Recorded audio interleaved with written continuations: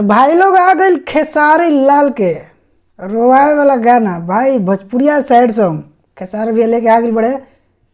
अब तू सतावल छोड़ दा भाई टाइटल नेम बा। ग्लोबल म्यूजिक जंक्शन चैनल पर भाई गाना आ गया आस्था सिंह के साथ, काफ़ी ज़बरदस्त गाना बा। तो आप लोग पूरा गाना सुनी जा, जल्दी से वीडियो का स्टार्ट करते नहीं, आप पूरा गाना सुनी जा। अच्छा लगा तो लाइक और शेयर दबा कर जा।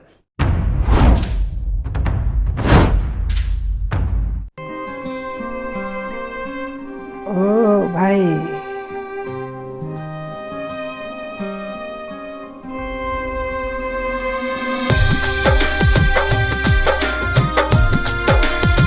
वीडियो तो अच्छा लगा था देखे तो।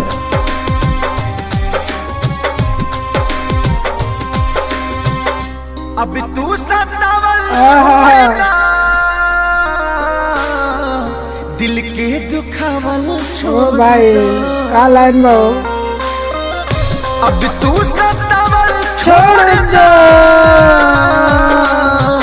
दिल के दुखावल छोड़ दो।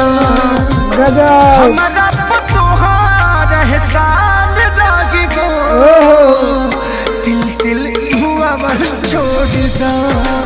वाह अब तू सतावल छोड़ दा दिल के दुखावल छोड़ दा।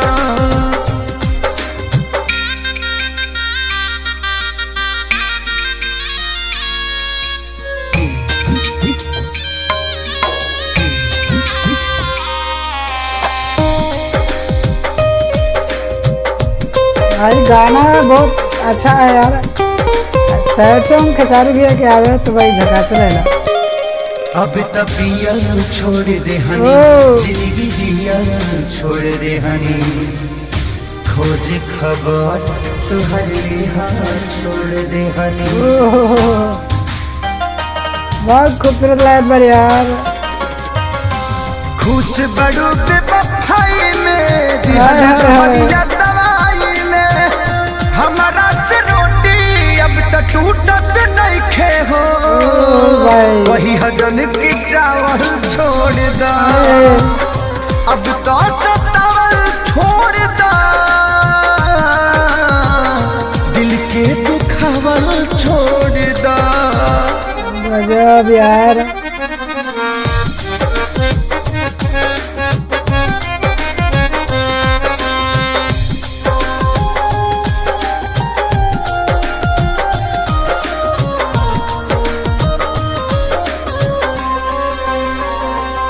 हम तो पढ़ल छोड़ दे हनी, तुहसे लड़ल छोड़ दे हनी, खुशी तो है देखी देख के जरा छोड़ दे हनी। वाह क्या लाइन बाहू, बहुत प्यार से गाना लिख ले बड़ी यार।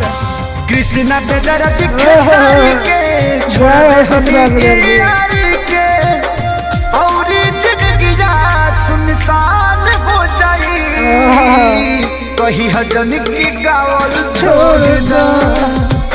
अब तू सतावल छोड़ दा भाई साहब बुलाए वाला गाना बहु, दिल के दुखावल छोड़ दा। ओहो खेसारी लाल यादव के आइल भाई सैड सॉन्ग आते ही भाई धूम मचा दिया है, बम बवाल मचा दिया है। अभी तो 26 नंबर पर ट्रेंडिंग करता, लेकिन भाई 1 नंबर पर जरूर आ जाए। बहुत प्यारा सॉन्ग बा हो, एकदम खूबसूरत सॉन्ग के जो लाइन में बहुत खूबसूरत बा। खेसारी लाल यादव के आवाज़ के रूप में गाना बा।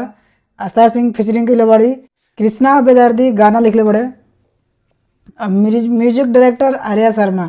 तो भाई जोन कृष्णा बेदर्दी लाइन लिख ले बड़े नु, लाइरिक्स लिख ले बड़े, एकदम काफ़ी प्यारा बा भाई। सुनबा तो रोंगटा रोंगटा खड़ा हो जी, काफ़ी ज़बरदस्त लाइन लगा भाई। गाना भी एकदम मस्त, अब म्यूजिक भी मस्त भाई, कहो मत। एकदम ये प्रॉपर सैड सॉन्ग है, एकदम पूरा रोआ खड़ा कर देने वाला गाना। जितना प्यारा वीडियो देखने में लगा है उतना ज़्यादा सॉन्ग है भाई, एकदम बवाल है, पूरा बवाल। तो खेसारी लाल यादव के फैन, भोजपुरिया फैन, पूरा यूपी बिहार वाले ज़्यादा से ज़्यादा इस वीडियो को शेयर करो, एकदम पूरा 1 नंबर पर लाना है भाई ट्रेंडिंग में। डिस्क्रिप्शन में लिंक बा, जाके वहाँ सुनिए एक बार। कमेंट सेक्शन में जरूर बताइए गाना कैसा लगा खेसारी लाल यादव के 2025 के पहले का सैड सॉन्ग। चलो मिलो नेक्स्ट वीडियो में, बाय बाय।